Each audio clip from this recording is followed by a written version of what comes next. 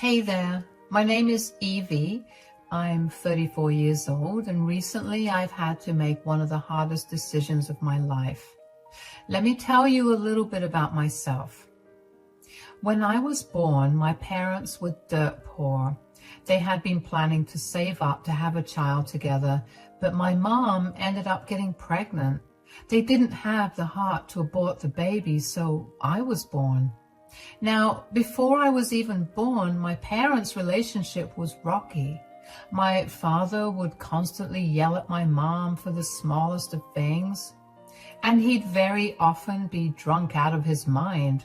My mom stayed by his side regardless because she was in love with him and thought that he was just going through a rough patch. It was not the easiest growing up in that household. My first ever memory was both of them yelling at me for something small I did. When my father wasn't yelling at mom, he would yell at me. And I'm not talking about the regular kind of yelling when someone's upset with you. I'm talking about yelling so loud that your face goes red and your eyes look crazy.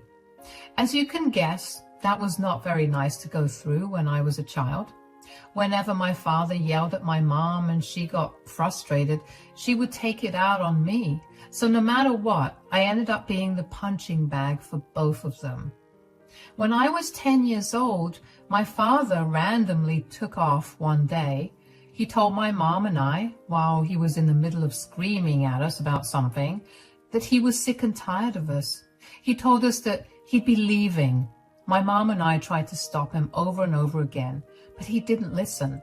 A month or so after he left, my mom found out that he had been cheating on her with another woman, and the reason he left was because he had gotten her pregnant. He wanted to be with her instead of his existing family. That broke my mother. She became a shell of the person she used to be, and that only scared me more. I did my best to be as good of a kid as I could be, but somehow, no matter what I did, it was never good enough. I still did my absolute best to make my mom happy. When I turned 16, I started working to help my mom cover the bills. She made it clear to me the day I turned 16 that she would kick me out as soon as I turned 18. She apparently didn't want me to mooch off of her. It broke my heart, but I figured she was probably not being too serious. My mom had a tendency to say a lot of mean things when she was angry, so I assumed it was one of those things. I still saved up money just in case. I figured if she wasn't being serious, I could use that money to help get me through college. Anyway, about a month before my birthday, I was sitting in the living room watching TV. My mom walked in and sat next to me, and after a few minutes of silence, my mom turned to talk to me. "You're turning 18 next month. I hope you have everything in order." "What are you talking about?" "I told you that you wouldn't be able to live here with me after you turned 18.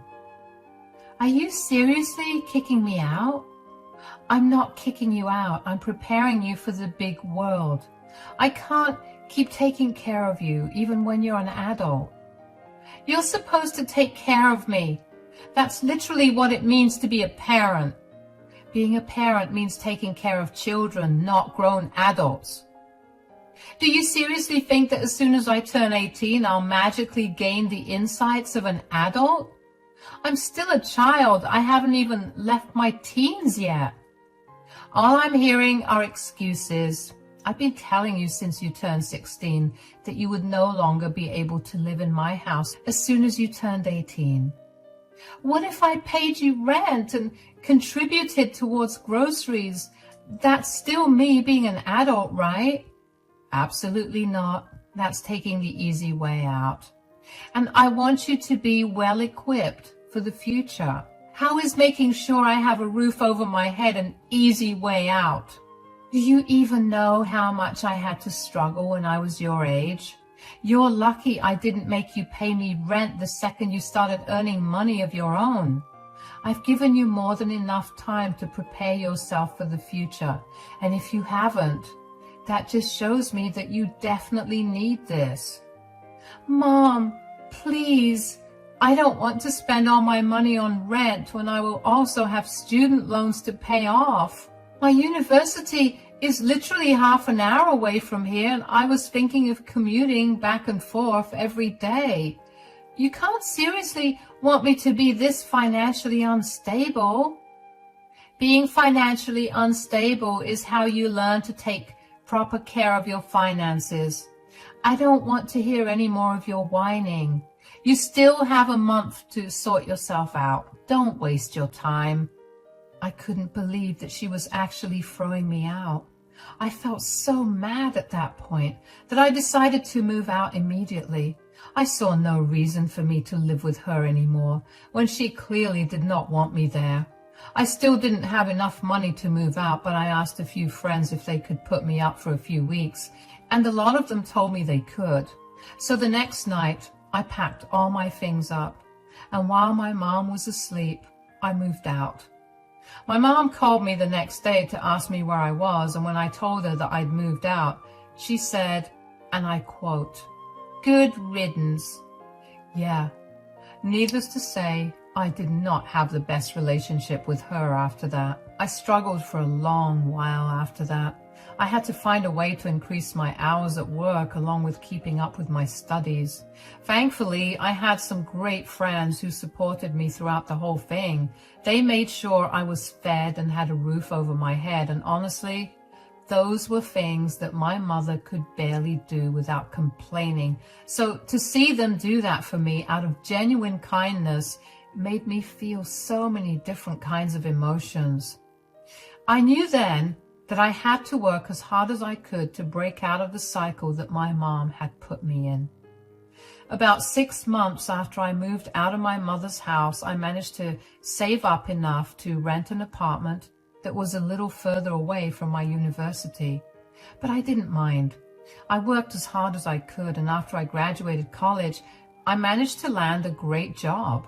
Since I was still a fresher and didn't have much experience, I wasn't paid as much as I liked, but my supervisor kept an eye on me.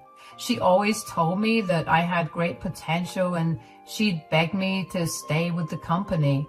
Since she believed in me, I decided to continue working there, and within a year, I'd gotten a huge promotion that came with a huge increase in my pay. I could then finally rent a better apartment, and I could live more comfortably in general.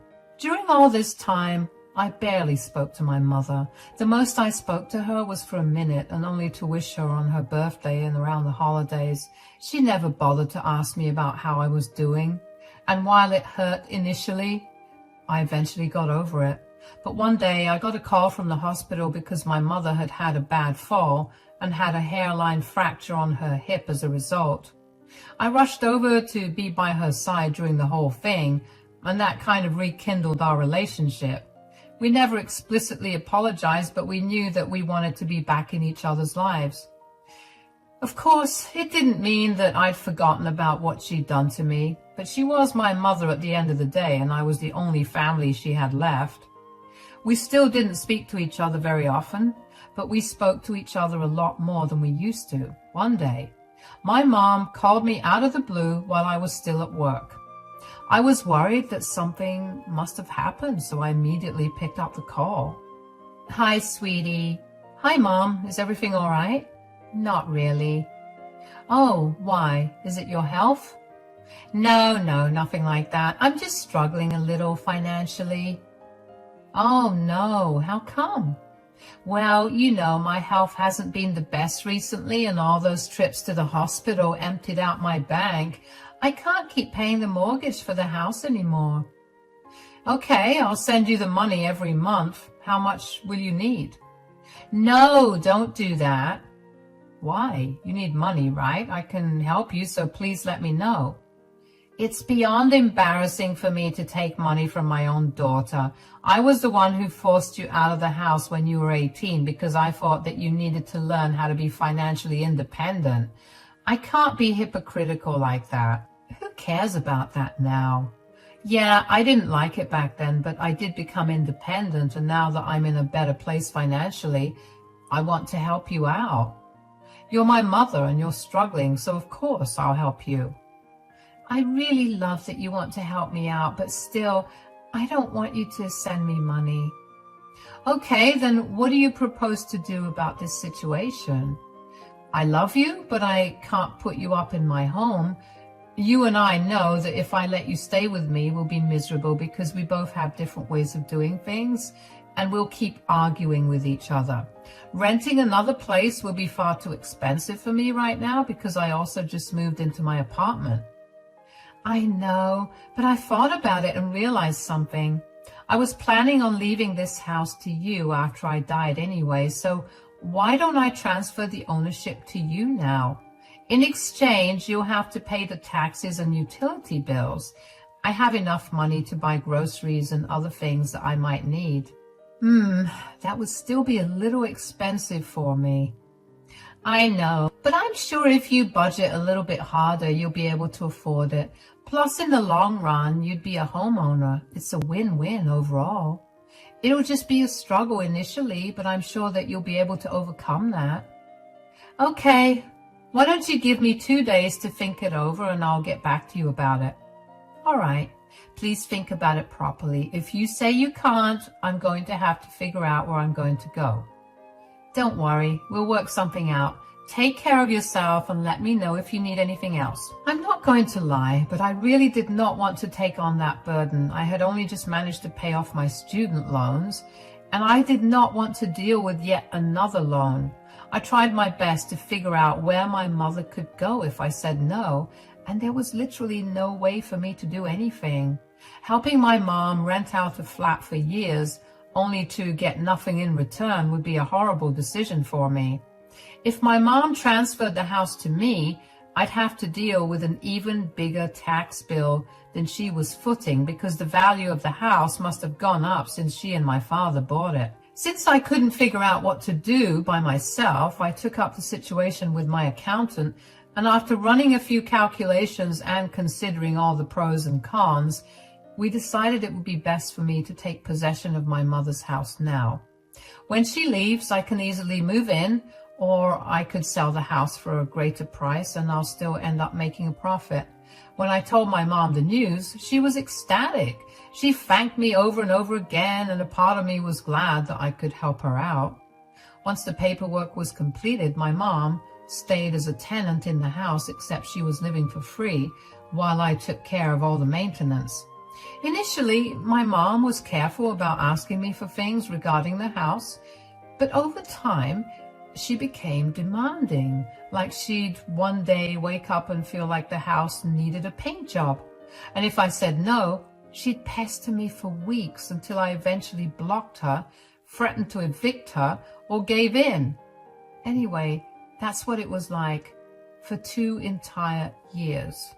My relationship with my mother somehow improved and worsened at the same time, and I have no idea how that's even possible.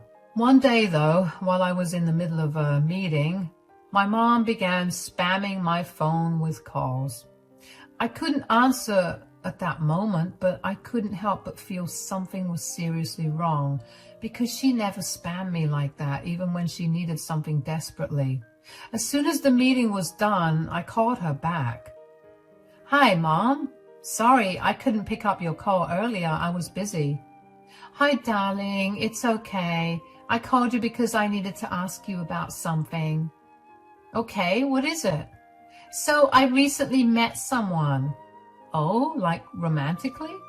Well, technically, the romance has always been there. He was just absent for a while. What do you mean?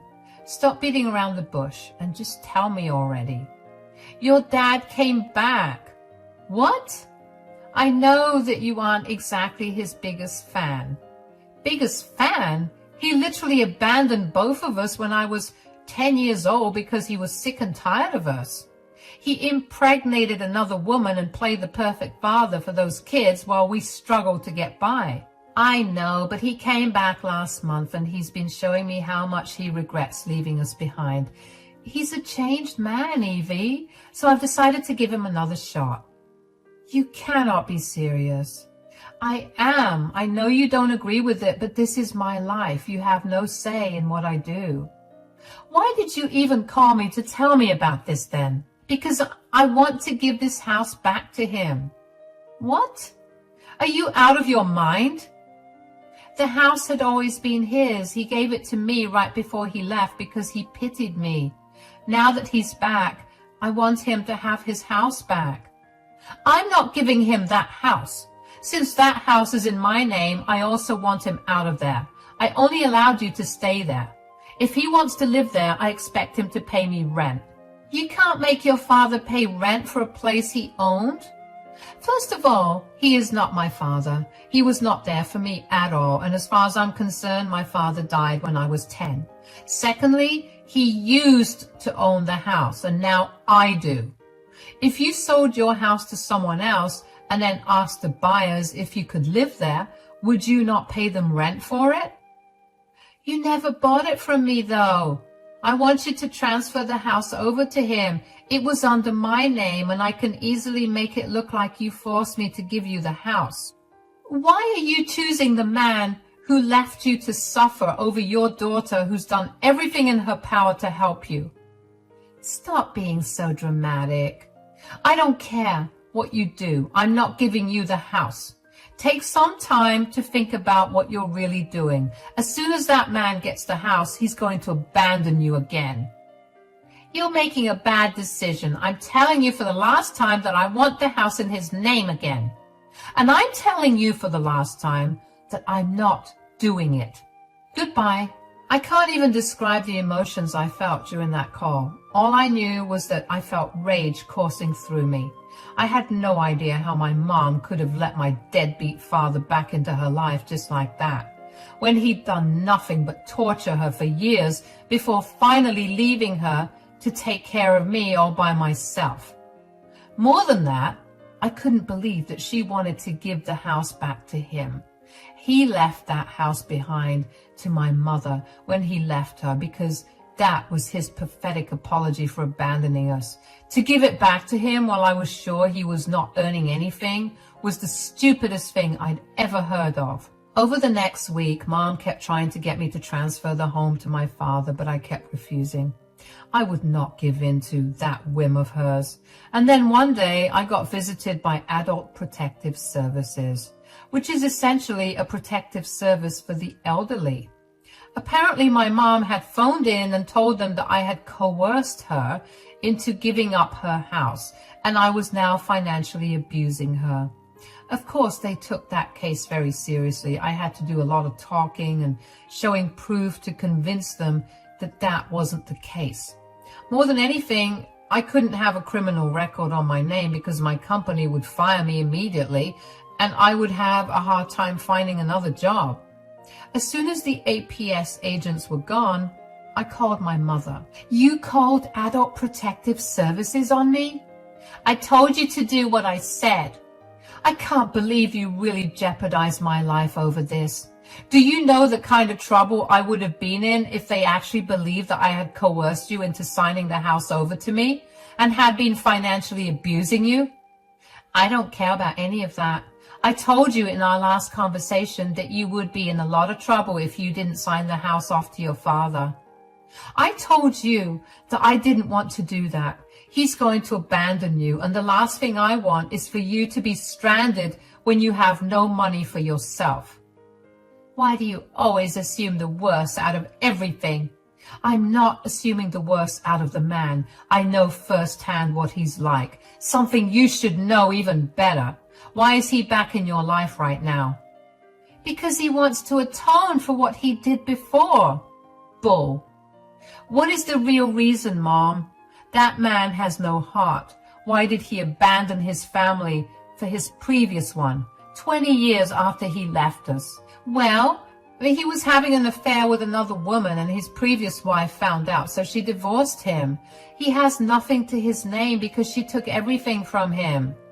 So he came crawling back to you, and you're okay with that? I've known your father since we were kids. I know that he's a good man deep down. He's made a few mistakes over the last few years, but he realized them, and he's working hard to make up for them. Spilling milk is a mistake, not abandoning your wife and child. He wants the house for something else. I will not let you fall for this trap.